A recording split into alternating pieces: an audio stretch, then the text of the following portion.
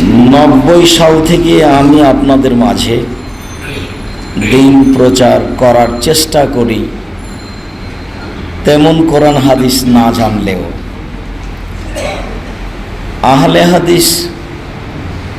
আহলে হাদিসের পরিচয় একটা বই আমি ছাত্র জীবনে পড়েছিলাম 1984 সালে।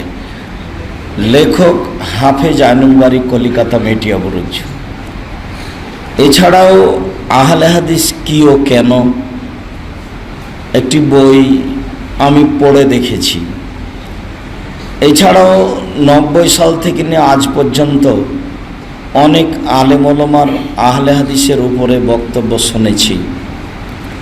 তো ছেলে অবশ্য পাশে বসে আছে। আল্লাহ তুমি রহমতের দয়ার মালিক।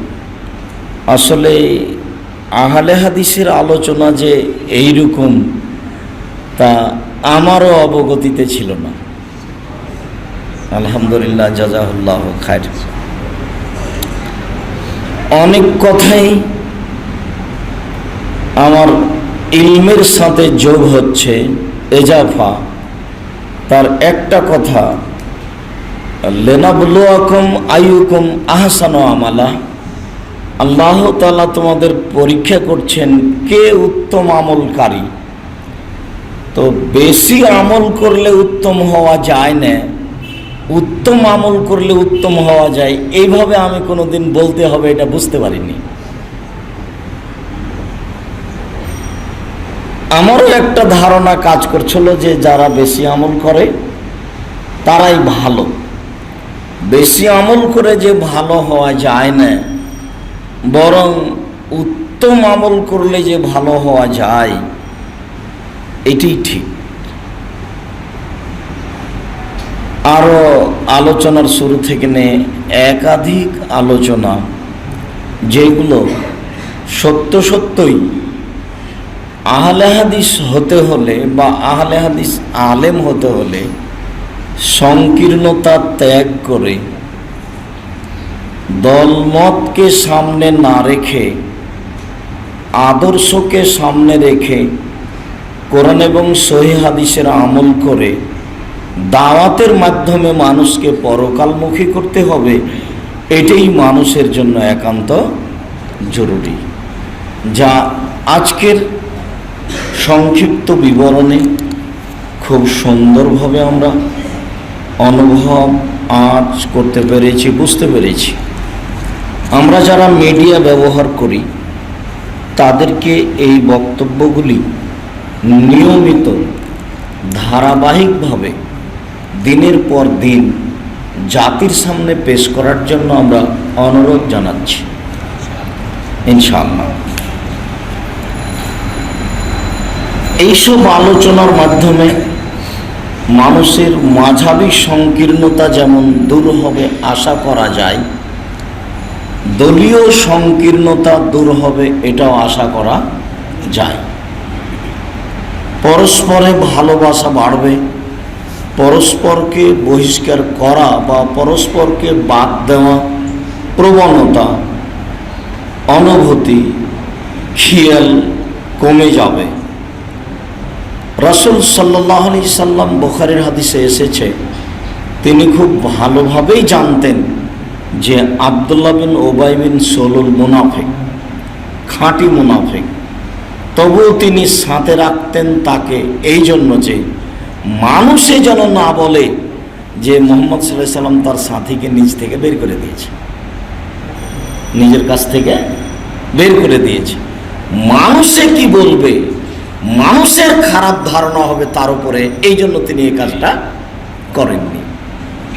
তিনি বলছেন, আয়েশা শোনো, তোমার সম্প্রদায় যদি নতুন না হতো, মানে মুসলমান, নতুন মুসলমান, আমি দাওয়াত দিয়েছি তাই মুসলমান হয়েছে, তো তোমার সম্প্রদায়, আয়েশা রাদিয়াল্লাহু তাআলা আনহা বলছেন, নতুন না হলে আমি কাবা ঘরের পরিধি ভেঙে নতুনভাবে আবার কাবা ঘর নির্মাণ করতাম। কেন? ইব্রাহিম আলাইহিস সালাম যেই পরিধিতে কাবা ঘর নির্মাণ করেছিলেন, আমার বংশের লোকেরা পরিধি তার চেয়ে কমিয়ে দিয়েছে। আমার কাছে এটা পছন্দ নয়। আমি চাচ্ছিলাম যে পিতামহ ইব্রাহিম আলাইহিসসালাম যে পরিধিতে কাবাঘর নির্মাণ করেছিলেন আমি সেটাই করি, কিন্তু মানুষে বলবে যে মোহাম্মদ কাবাঘর ভেঙে দিয়েছে। এই কথা থেকে বাঁচার জন্য আমি এই কাজটা করিনি। আরেকটা কথা মধ্যে ধরা পড়ল যে নামের মাধ্যমে মানুষ কিছু হতে পারে না, আমলের মাধ্যমে হয়।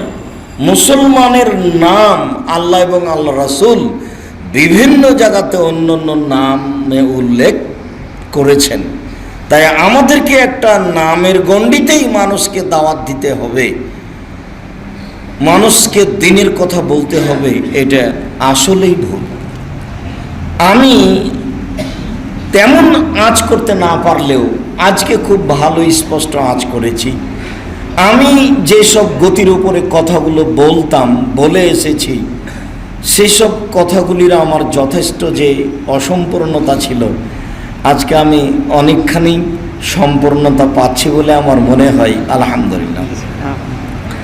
আমি তখন থেকেই ভাবছিলাম যে আমি আলোচনা একটু শুনবো, তা আমি আপনাদের ভিতরে থেকে আলোচনা শুনবো এটা আমি খেয়াল করেছিলাম। তো এরপরও দেখলাম যে আপনারা জোর করে এখানে নিয়ে আসলেন, আলহামদুলিল্লাহ, জাযাকাল্লাহ খায়ের। পরের কথা হচ্ছে এই যে আমরাও দিন রাত আল্লাহকে বলছি, আল্লাহ তুমি আমাদের মাঝে সুযোগ্য ছেলে আরও দিনী ভাই বোনদেরকে সুযোগ্য সন্তান দান করো, যাদের মাধ্যমে তুমি দিনের খিদমত নিবা। আমি আপনাদেরকে আন্তরিকভাবে দোয়া করার জন্য বলি, আমিও বলি আল্লাহকে যে এই শতাব্দীতে এই যুগে যদি তুমি কাউকে আলবানি করো, আহমদ ইবনে তাইমিয়া করো, ইমাম বুখারী করো, তাহলে কি তোমার রহমতের অভাব হবে? যদি তোমার রহমতের অভাব না হয় তো তুমি আমাদের কথা একটু শোনো না, আজও করো। এই দাবি তোমার কাছে রাখছি, তুমি কবুল করো আল্লাহুম্মা আমিন। মর্মে সকল দিনী ভাই ও বোনকে আমরা দোয়ার দরখাস্ত রাখছি যে আপনারা এসব ছেলেদের জন্য দোয়া করবেন, তারা যেন সত্য সত্যই দিনের খাদেম হিসাবে গড়ে উঠতে পারে। আল্লাহ যেন তাদেরকে দিনের খাদেম হিসাবে কবুল করেন, আল্লাহুম্মা আমিন। তাদের ইহকাল পরকাল যেন কল্যাণ করেন, আল্লাহুম্মা আমিন। আমার পিতামাতা দাড়ি রাখলে রাগ করে, পরিবারের কেউ কেউ কথা বলে না। দাড়ি রাখি বলে অনেক বুঝিয়েছি, কিন্তু তারা খুবই অসন্তুষ্ট। এক্ষেত্রে আমার করণীয় কি? এক্ষেত্রে করণীয় রাসূল সাল্লাল্লাহু আলাইহি সাল্লাম বলেছেন, লা তাআতা লি মাখলুকিন ফি মাসিয়াতিল খালিক। আল্লাহর নাফরমানি হলে মানুষের কথা মানা যাবে না, বাপ মায়ের এই কথা গ্রহণ করা যাবে না। দাড়ি রাখতে হবে বাধ্য। দাড়ি চেঁচে নারী হওয়া এটা আল্লাহর পক্ষ থেকে অভিশাপ। দাড়ি নেই কার? নারীর। দাড়ি চেঁচে নারী সাজা ঠিক না, অভিশাপ হবে আল্লাহর পক্ষ থেকে। চোখের পাওয়ার কমে যাবে, পুরুষত্বা কমে যাবে, অনেক ঝামেলা নেমে আসবে। দাড়ি রাখা আল্লাহ রাসূলের আদেশ, তা ভালোভাবে পালন করার চেষ্টা করতে হবে। আল্লাহ তুমি কবুল করো। তাকওয়া বাড়াবো কিভাবে? আমি বারবার শয়তান দ্বারা না, থামো, এই মজ্জন থামো ভাই, একটু থামেন কয়েক মিনিট। জি, কয়েক মিনিট একটু থামেন, কয়েক মিনিট একটু থামেন। জি,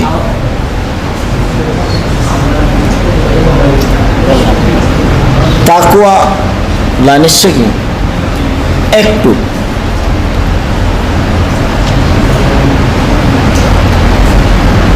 তাকওয়া বাড়ানোর প্রত্যেকটা মানুষেরই প্রয়োজন। রাতে উঠে 2 রাকাত সালাত আদায় করে কান্নাকাটি করতে হবে, ইস্তেগফার বেশি পড়তে হবে, আস্তাগফিরুল্লাহ ওয়া আতুবু ইলাইহি, এইটা বেশি বেশি পড়তে হবে। আশা করা যায় তাকওয়া আসবে। কোরআন তেলাওয়াতে অভ্যাসী হতে হবে। আমি যদি কুরবানি চাকরি করি, আমি যদি সরকারি চাকরি করি, সেখানে যদি আমাকে কোনো নাজায়েজ কাজ করতে বাধ্য করা হয়, করা যাবে কি? জি না, সরকারি চাকরি ছেড়ে দিতে হবে। আসসালামু আলাইকুম। এইটা খুব ভালোভাবে পড়তে পারছি না। আমরা জানি বেহেশত গেলেই শুধুমাত্র আল্লাহকে সরাসরি দেখা যাবে, তাহলে বিচার মাঠে কি আল্লাহ আসবেন না? আসবেন, তবে বাস্তব চেহারা জান্নাতে দেখা যাবে। এটাই হলো জান্নাতের আল্লাহর অনুগ্রহের সবচেয়ে বড় অনুগ্রহ।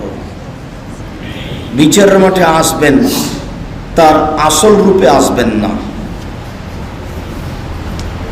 গণতন্ত্র কি হারাম? গণতন্ত্র, তার গণতন্ত্রের মৌলিক কাজ হচ্ছে জনগণ ক্ষমতার উৎস। আসলেই কি জনগণ ক্ষমতার উৎস? আল্লাহ হচ্ছেন ক্ষমতার উৎস। কাজেই এর মৌলিক কাজটা হচ্ছে শিরক। 2 হচ্ছে গণতন্ত্রের মাধ্যমে মানুষের আইন মানতে বাধ্য, আর ইসলামী নীতিতে মানুষ কোরআন এবং হাদিসের আইন মানতে বাধ্য। গণতন্ত্রের নীতিতে মানুষ জনগণের কাছে দায়বদ্ধ, ইসলামী নীতিতে মানুষ আল্লাহ এবং আল্লাহ রাসূলের কাছে দায়বদ্ধ। কাজেই বিষয়টি আসলেই ভয়াবহ।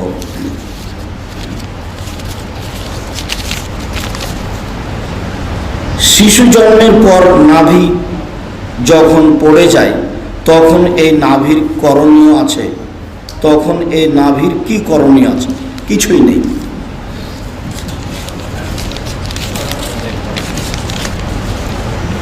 আমাদের প্রতিবেশী হিন্দু, তারা তাদের বিয়ের অনুষ্ঠানে আমাদের দাওয়াত দেয়। জি না, কোনো হিন্দুদের কোনো প্রকার অনুষ্ঠানে যাওয়া যাবে না, তাদেরকেও দাওয়াত দেওয়া যাবে না।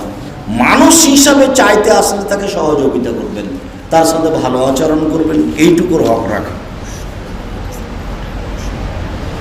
আহলে হাদিসকে কেন শিয়া বলে, এর উত্তর জানলে উপকৃত হব। আজকের আলোচনাই হচ্ছে আহলে হাদিসকে কেন শিয়া বলে। এইটা প্রথম হচ্ছে তাদের ভিতরের হিংসা। তারা খুব ভালোভাবেই জানে যে আহলে হাদিসই কোরআন এবং সহিহ হাদিস মেনে চলে, নইলে তারা বলে না কেন যে আহলে হাদিস বেদাতি, নইলে তারা বলে না কেন যে আহলে হাদিস মুশরিক শিরক করে। এই কথা কেন বলে না? বলে কেন যে দালালের, ইংরেজদের দালাল, মানে ইংরেজদের কঠোর বিরোধী এরাই, ইংরেজদের সহযোগিতায় তারাই বেঁচেছে। মানুষ যখন বিপদে, ঠাকুর তখন বিলাতে। তার মানে ঠাকুরের সাথে হাজারো দালাল ছিল যারা মুসলমান, তারা ঠিকই ইংরেজদের কাছে সম্মান পেয়েছে, ঠিকই আহলে হাদিসেরা ইংরেজদের হাতে হাজারো জন শহীদ হয়েছে।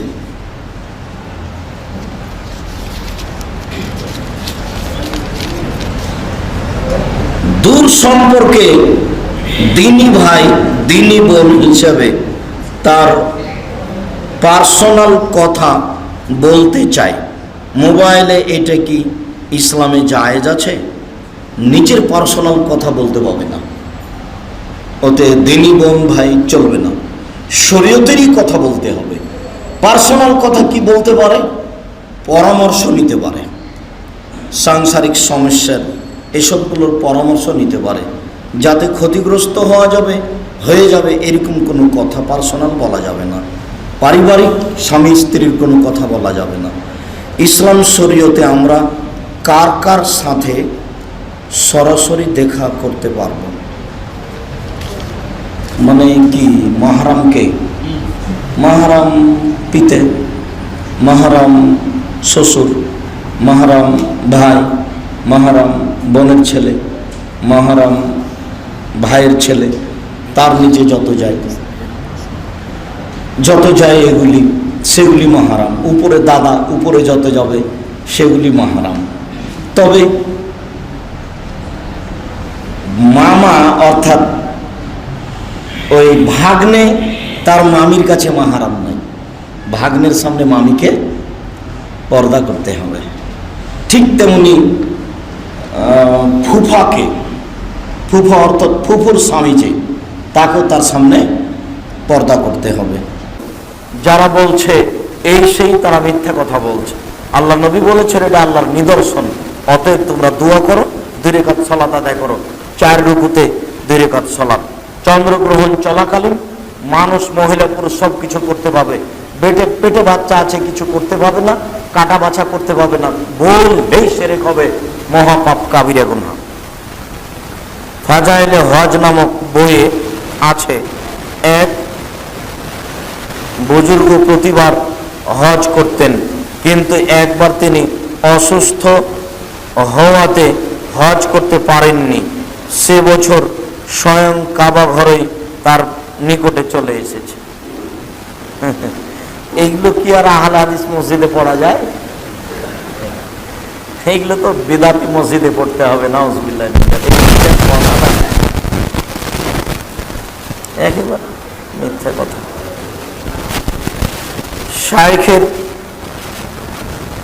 শাইখের কাছে আমার জিজ্ঞাসা, আমার স্ত্রী মোবাইলের মাধ্যমে অন্যত্র বিয়ে হয়েছিল এবং স্বামী বিদেশে থাকা অবস্থায় এই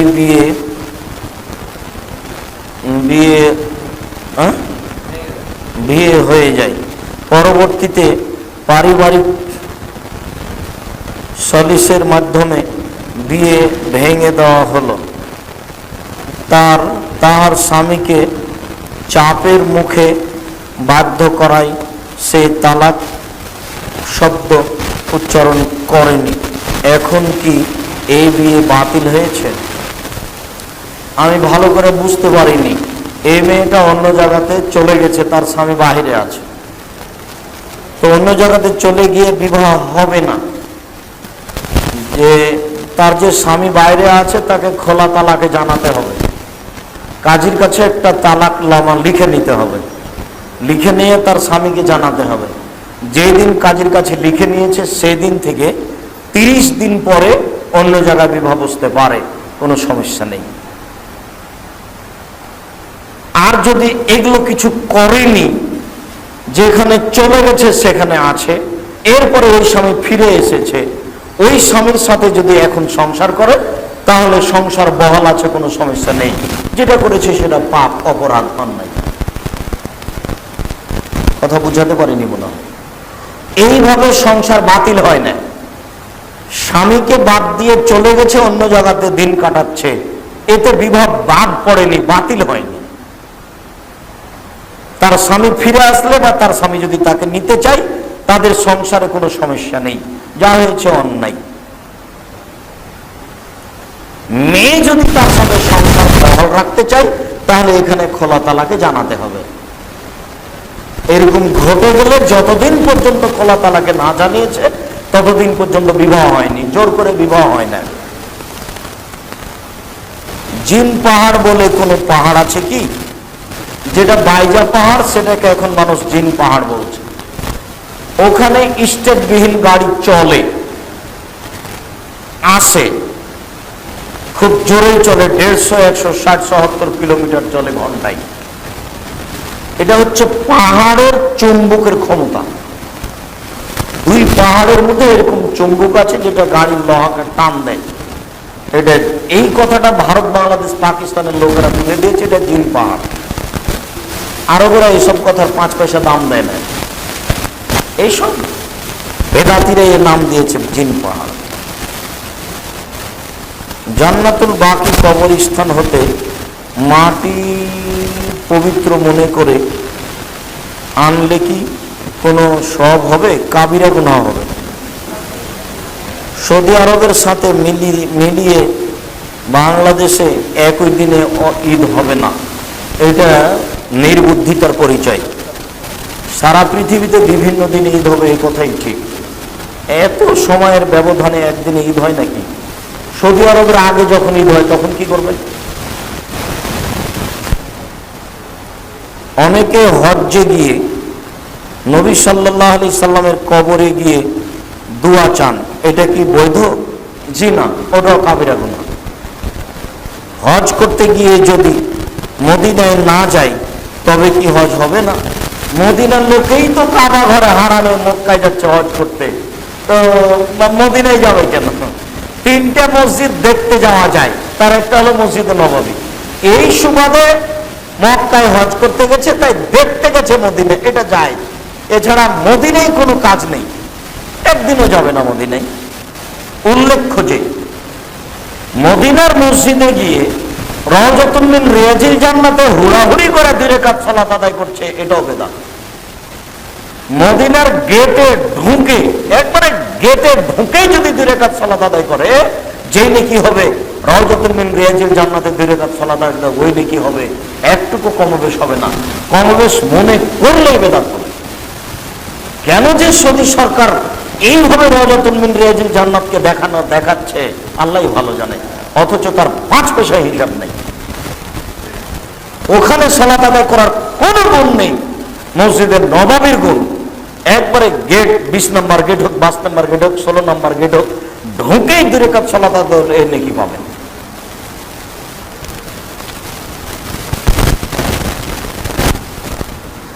বিতের সালাত কি কোনো নির্দিষ্ট সূরা দিয়ে পড়তে হবে? জি, 3 রাকাত হলে নির্দিষ্ট সূরা আছে। 3 রাকাত হলে প্রথম রাকাতে আলা, দ্বিতীয় রাকাতে কাফিরুন, তৃতীয় রাকাতে ইখলাস, ফালাক, নাস। আর যদি 1 রাকাত পড়েন তাহলে কোনো হিসাব নেই। কত দূর গেলে মাহরাম প্রয়োজন? সফর শুরু হলেই, যার নাম সফর, যাবে গাজীপুর, যাবে নরসিংদী, আপনার এতে নরসিংদী, কুমিল্লা, সিলেট, মাহরাম ছাড়া যেতে পারবে না। সফর শুরু হলেই মাহরাম যেতে হবে বাধ্য। রাসূল সাল্লাল্লাহু আলাইহি ওয়াসাল্লাম বলছেন, লা ইয়াখলুন রাজুলুন বিইমরাতিন ওয়ালা তুসাফিরান্না ইল্লা বিমাহরামিন। কত মাইল গেলে কসর?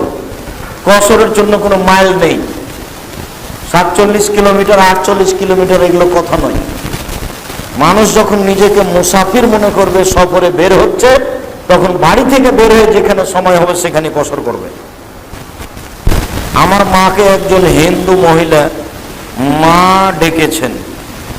সেই হিন্দু মহিলা আমাদের বাড়িতে যাওয়া আসা করে, আমরাও তাদের বাসায় যাই। ওর আমাদের বাসায় এসে খাওয়া দাওয়া করে। এই সম্পর্ক বন্ধ করতে হবে। হিন্দু মানুষের সাথে যাওয়া আসা, দাওয়াত দেওয়া কোনোটাই চলবে না, সব হারাম। ওর সাথে মানুষ হিসাবে সম্পর্ক রাখতে হবে। ওর প্রতি জুলুম, অন্যায়, নির্যাতন করা যাবে না। ও মানুষ পাস, ও যদি ভিক্ষা চাইতে আসে ভিক্ষা দিবেন।